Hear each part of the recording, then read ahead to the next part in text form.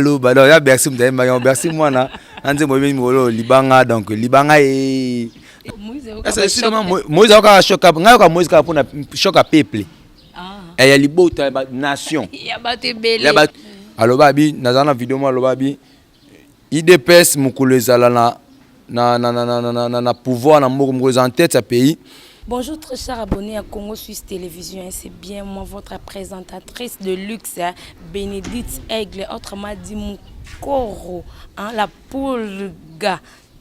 Les gens ne pas les solo à Mboka. Na kata les solo à Mboka, donc on met un peu sur la réalité qui touche ou bien l'actualité qui touche la République démocratique du Congo, précisément à Kinshasa, Vital Kamerhe et puis pasteur Pascal Mukuna. Là, je vois d'abord, je vais remercier d'abord Montréal, Félix Changai, caméraman de luxe, Mobala Moulaï. Pourquoi pas à toi, mon boss, Maître John Simao.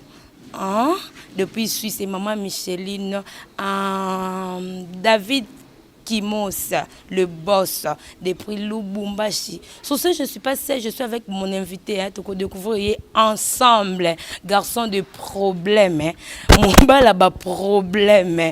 Papa, bon, makate, bon, ozo sambela. Foye bisangai, foye bisangai lelo, bonjour. Ouais, bonjour, na fidèle, internaute, voilà, bonjour, na tout partout dans le monde. Donc, David Kenon.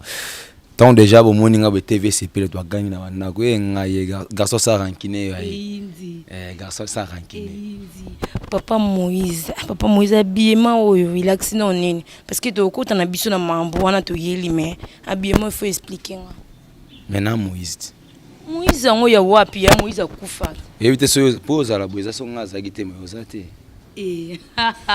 lelo oluka kamakambo bon bâton signification nango parce que dans nazo banga déjà so yangote mosimi micro simbité papa likambu nini donc yo donc ndinga nazabu il faut yo ozala wana so ngate mabino tout na pesi na mote na Félix Changani les réalisateurs les plus célèbres na pesi mote na pesi mbote na patron na chaîne boss John Simao na yika tanga mona ngabo elekele fort donc boss tozali to kufate tozana bomoyi donc sola ka pa sola non mon ngoso na biso sola pe na ba serre bien ça bien fort ngoso na biso neto sola ma solo ala Moïse so sola pe na ba serre bongo so sola bango bongo et ça bien makasi et puis ça bien image bien Congo Suisse. Et puis ça vraiment image bien en Congo Suisse. C'est bon, c'est qui message on est comme Elio papa expliquer tes bâtons na ligne signification s'il te plaît. Voilà, nzete oyoza nzete mo bona na zongo na désert. Na zongo na désert talaka eza révélation nzambe. Na désert parce que mo Moïse atika ngoti. Yango pena nde kabola mai. Aba blague te ya solo. Parce que talaka et ça là combien d'années? Vraiment. Combien d'années ça moulaï donc ba nezo kidnapper zo konda zo kita donc tout ce que bon na wana ba nzambala to eza na créé par na somba ngote donc na kenda kozwa nde kozwa nyoso to Moïse ba kundaka été Moïse akenda mata likolo moto Moïse akufi asi akomi beme na kana ngakotsa bana Israël kana yango wana mais yakota tatini Joshua kei.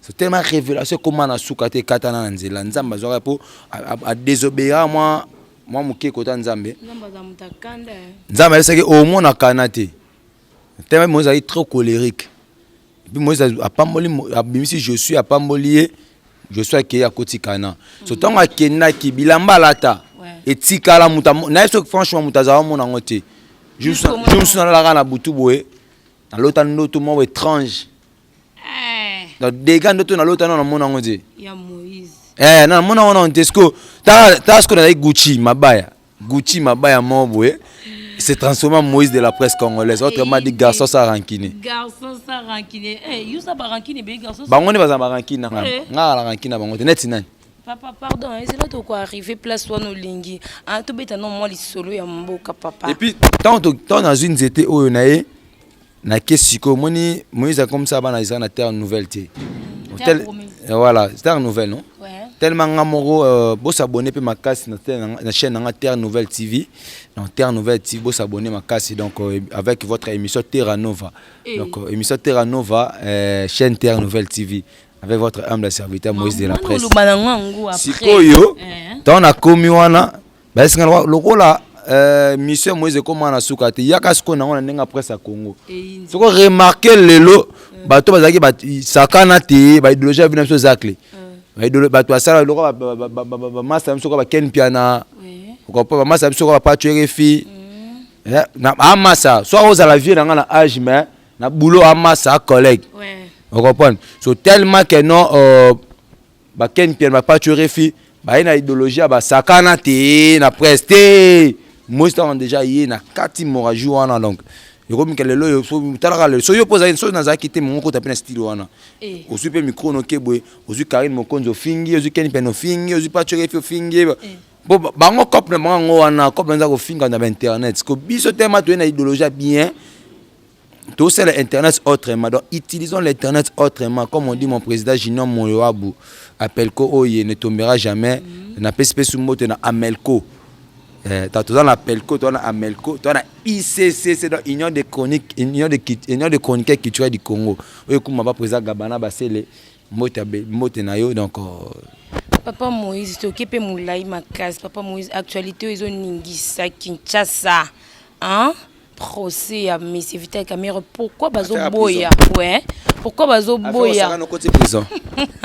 Pourquoi Bazo Boya qu'on peut liberté provisoire? Quant à toi. La personne morte la Fatih Béton, Fatih Béton, Fatih Béton, Fatih Béton, Fatih Béton. Président Zaya Wanakala pour affaire à prison et Maramufo. Donc président Fatih Béton la personne morte. Ouais, président Fatih Béton la personne morte. Donc président Fatih Béton. Nous avons besoin de Makambu, il y a liberté provisoire, il y a Papa Vital Kamerhe. Liberté provisoire, il y a VK, l'homme sage du pays. Donc l'homme sage du pays, mais pas on a VK Vital Kamerhe, Kaningini. Donc on va bien, il vient en Timothée, nous avons bien le king. Donc ils ont la liberté provisoire, on va pas ça y est. Moni l'état la biso moi kala l'état justice na biso liboso ils ont un gui mort boezaki nango comportement justice zaki pena asite stable te na maloba ya kondo papa na biso Tshisekedi wa Mulumba Etienne aloba bi nazana vidéo mo aloba bi IDPS mukolo ezala na pouvoir na moko en tête sa pays et restaurer état de droit plutôt. État de droit et quota. Et puis maman ils changé moi mingi. To yo monango moi muke président Fatih Béton a eu pouvoir. Naza a politique donc naza politique mais naza analyste. Tout le monde qui le président Raïs Kabang azalaki na biso. Mama salaki bumuno monaki na pesi mote na grand prêtre maire. Ma pasteur maire na pesi ka mote na yo. Donc je vais te en combo ça m'a bien été mais mote na okaka. Donc ton président Fatia a instauré l'état de droit. C'est un qui bat tout basala qui bat au salamabe. Bakende. Mais en réalité, M. Vital Kamerhe mutafunda ezaka président Fatia te boye bara. Yé mutafunda ezaka M. Jamal. M. Jamal a déclaré M. Vital Kamerhe le roi bakona M. Jamal 20 ans de prison. Donc, effectivement, le roi Bazaïna, M. Kamerhe, n'a vu Nabiso VK, pas en 20 ans. Mais, si vous pensez le nom de M. Vital Kamerhe, liberté provisoire. C'est faux, ça peut être jamais liberté provisoire. Donc, il faut ça en collaboration. Voilà ce que justice que faut. Normalement. Et ça, quand il y a Funinga, il y a micro, il y avait John Boteki, il y a John Akangisio, dans le temps, il y a Malena. Si il y a qui va founder, il y a Bimisinga. Condamné penanga pour tout association de malfaiteurs parce que oh yana justice ne ça maman parce que tout ce que la justice ça musana e justice ça musana e batala so moi que non vena biso fait cas na droit liberté provisoire ba pesa e pour tout le monde ndeba que non parce que ba tala pesa procédure ça loi ni là au-dessus de la loi mon ngana to za bo so ka to buki mibeko to ke kuna eza na vena biso wana vena biso nga suena nza beva bima so peut faire bimi libanda et ça peut bien parce que on a non INC mais pareil lobby ça qui met ba ministre INC ba mita mabe ba salini et bela ministre za INC wana ba yaki wana ba bosani keno bango po ba komana INC et puis na muto aza na prison da sali bango baza bongo. Mais comment on est ma vie na biso VK bango beto on cimetière de Lukala. C'est ça là ka bongo ti papa yo tous on a bisola Joseph kuna na Bible. Joseph ya no a limbolindo to non,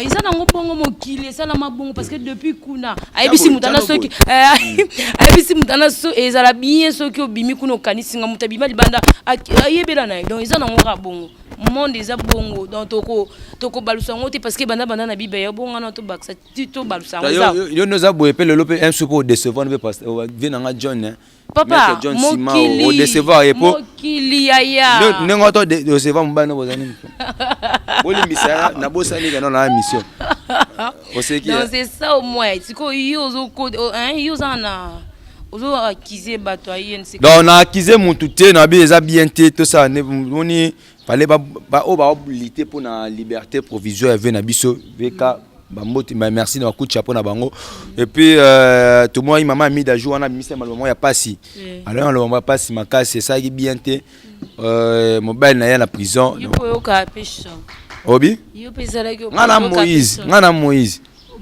c'est sûrement Moïse a choqué ngaka Moïse ka pour na choc à peuple et ya libota nation ya batebele en gros ya mutu moko atandeni na yo na pas cité en gros yo ça na ko passe à Congo pour nous aboye mu ba petron ba beta bale wana mu petina mwana nga mukianda beta bale wana zona nga eko zona nga bena mwana nga na beta bale wana tala viens merci viens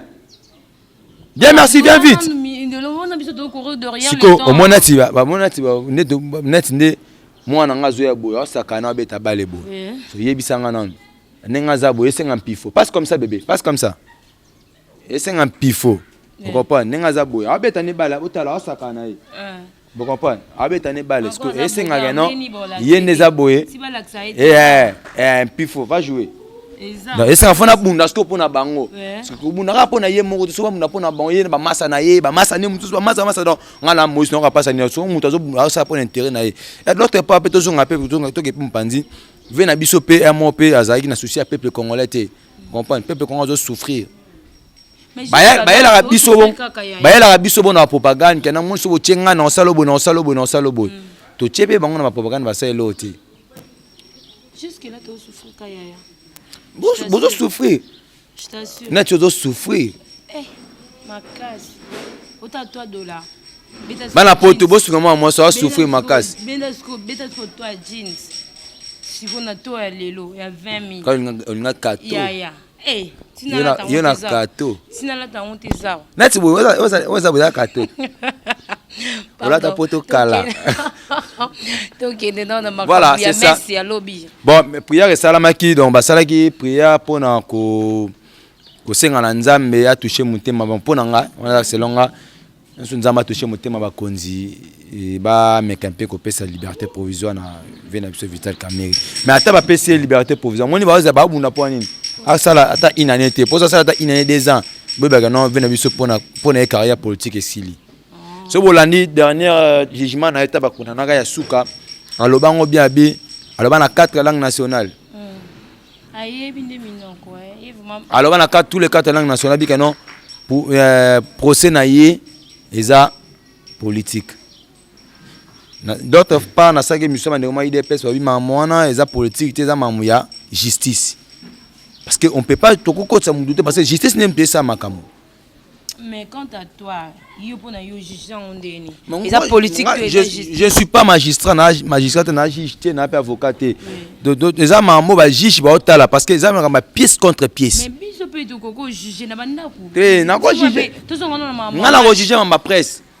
Non, j'ai ma presse. Même hôtel mi be ko nga na yebi mi ko makasi o ka bango te bango yebi mi ko makasi o ka biso. So non juger bango ndeni na tayo moko mama na ngai. Okay, alobeni na 4 langues wana. Alors, tu as la information. Attends, la bengi moi na benga ki aso ai sanga non. Papa no so ve ka lo be ke non affaire aux affaires politiques. So le bon qu'on a 4 langues. OK, yo quand 4 langues wana. Oh. Voilà, on continue, hein, là, Namoni Bongo, ma copine, sur Plamedor, depuis quelque part, j'étais sali. Ghislaine, la décima, c'est jamais manqué, et puis, ma petite chérie, qui est artiste, je t'aime bien. Adriana Moukoko, depuis Paris, mon apote, il y a Tongo Makas. Papa, tout ça, on a si qu'on a mamba. Pasteur Mukuna, évêque. Pasteur Mukuna. Nzé mo berse ma joue on est salanga bien fait. Toujours ma pasteur. Boli misanga là n'est pas berse ma baluba. Baluba lela baluba. Donc ya berse m'dema berse moi na nzé mo molo libanga donc libanga na fala boa ko pesa impression pesa ngamo te na boa côté. Attends yo na pesa te. Toujours en procès Pascal Mukuna, il paraît que non, Azobima. Normalement, moi, Pascal Mukuna, l'évêque, donc, dans sa église n'a été, mais premièrement, on se déplore qu'il n'a comportement, on est salé, qui est dignité aux amusala nzambe, au sala babiloko wana, donc, tant aux amusala nzambe, au sala biloko wana, qui sa valeur, ba personnalité. Au moni, on a eu de son amanda, on est au landa, dans la TV. Maman a petit bola. Les affaires, il y a le pan. Quand ma maman le pan, et comme il y a un fait, il y a le bic, non, avec Kazaosenga, Abimanae. C'est le système pour appeler ça Mikanda le pan. Le bic, Abimanae. Parce que mobile n'a a Koufaki, a tiré Mikanda, avec des impassions na ACK. A tiré Mikanda, avec la PSAI. Et ça fait que la dame. Attends, on est ah, je sais que non, la dame. Quatre ans. Il est dérangé du sortir. Mao, mettre quelqu'un. Yo fait solo là. Mais est-ce que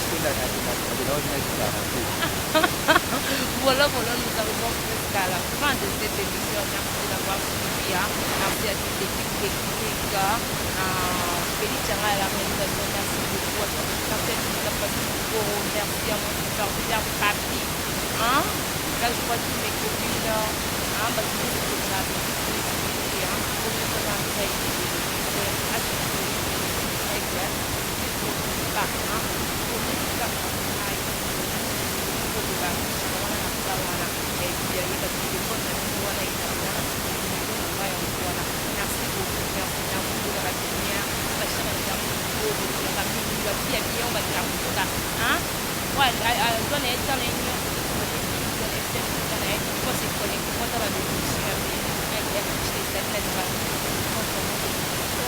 Bye.